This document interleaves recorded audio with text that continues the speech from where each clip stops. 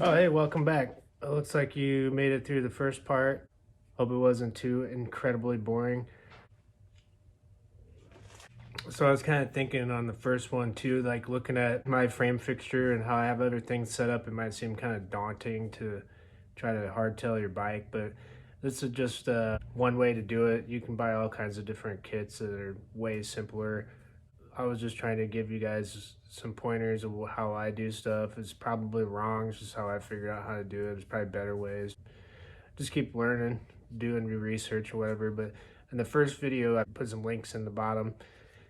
If you want to check those out, some resources that I used that helped me a lot, like starting out learning this stuff. So big things, just ask questions. You can make your own simple fixture. It doesn't have to be as elaborate as mine.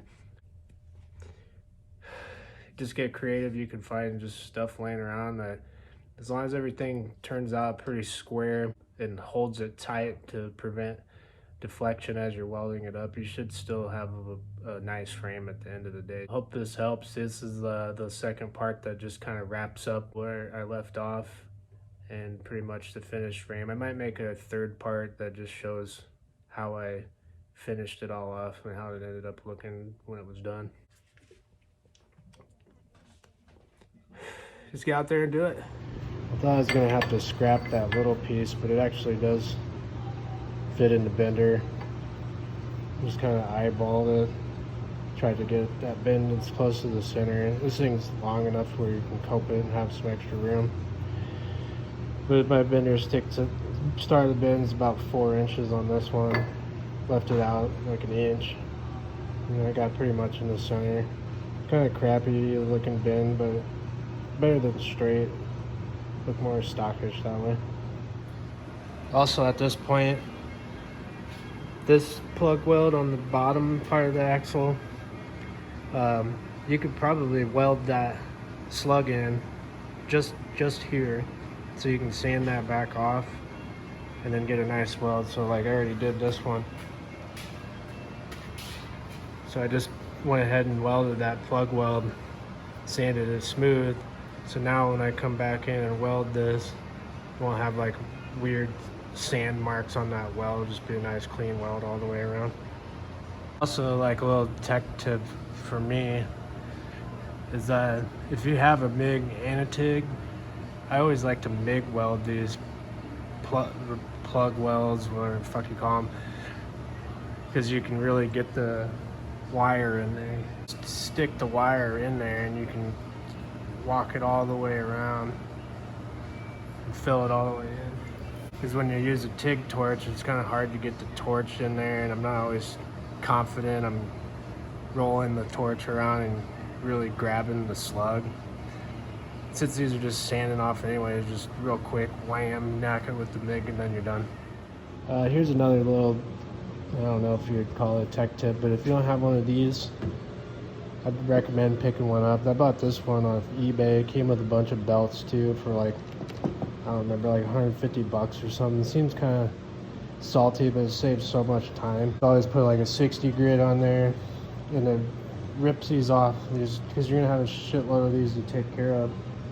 And then instead of sitting there and filing them or sanding them with a little sander, they always end up concave in them and making it pretty noticeable. You sanded it down. This will form a tube and make it really nice. That's how this got all the mill scale off of there too. I switched over to like a 180, rips that right off, stays nice and round.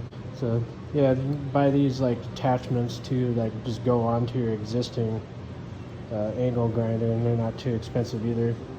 More time you can save, like if you're doing this for a job or something, the more time you save, the more time you have to fuck off and smoke cigarettes and do whatever you want. Well, I had an idea that this part was going to be kind of hard because there's two different angles here. I'm too dumb to figure that out. I just tried to eyeball it on my cope machine. That's too much of a gap. And I had it pretty close, and then I tried to take another cut, and now it's too short. So this should be like, I measured the panhead frame and it's about 7.5 inches back. So I'm like an inch too short. But I know how to make it now, so I'm just gonna have to redo it because I can't live with that. Another thing with this too is you don't want to have like big gaps in there like that, because when you weld this thing, it actually shrinks up these rails. Will pull these axle plates tighter together. So make sure you have a pretty good fit on this, whichever way, if you bend it or just do it straight. I put my coper at like probably like 2 or 3 degrees or so. It must have been the wrong way. I think I'm just gonna cope it just dead on and get it. I'll just hand file it back out to where it fits nice, because that'd be easier than doing all the math because I'm stupid. But try that again. Okay, so at this point you should have everything pretty sized up. Everything should look good, clean. Make sure you clean the whole thing off, you know, clean all your joints off with like acetone or something. You guys are welders, you know what to do.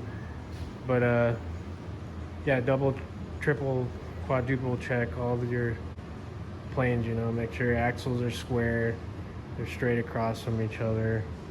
Slide some rods through the hole. You could probably even make additional fixtures like threaded rods to put through here, locate it, and keep it from flexing around.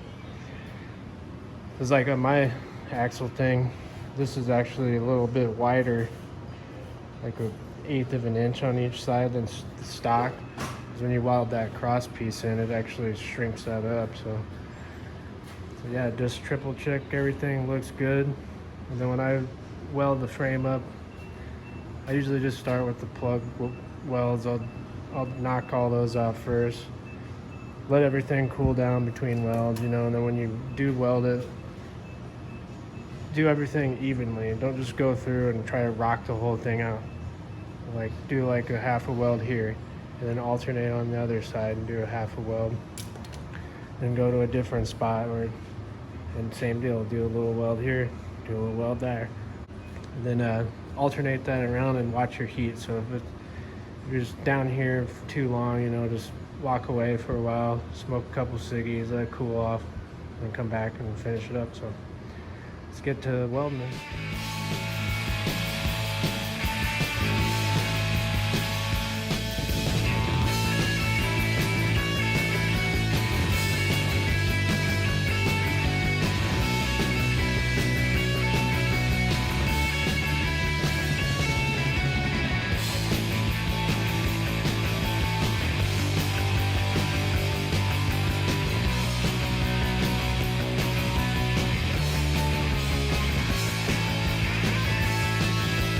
Crowded future stings my eyes. I still find time to exercise in a uniform with 2 white stripes.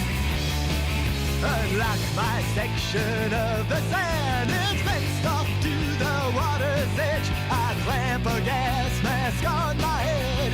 On my beach. So you're gonna get to a point where you just won't be able to weld underneath here. Just take everything out, leave your fixtures in there, and it'll be okay, right? Perfect.